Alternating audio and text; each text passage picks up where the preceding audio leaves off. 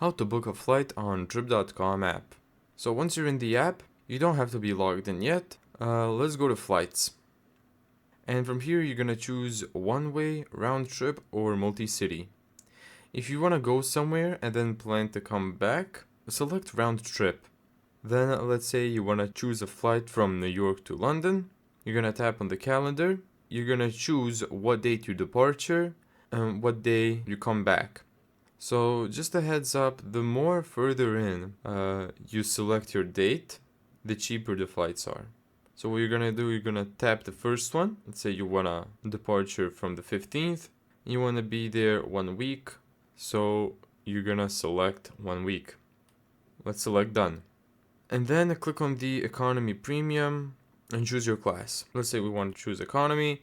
Then let's choose on the passengers.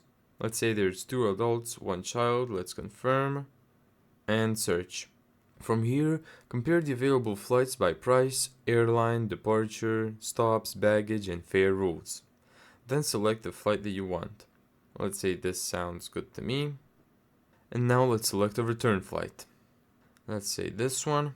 Let's see the flight details, and this is what we've chosen. Now let's continue. From here, select the business first or economy. Carry-on baggage included, checked baggage included. Let's say carry-on baggage included.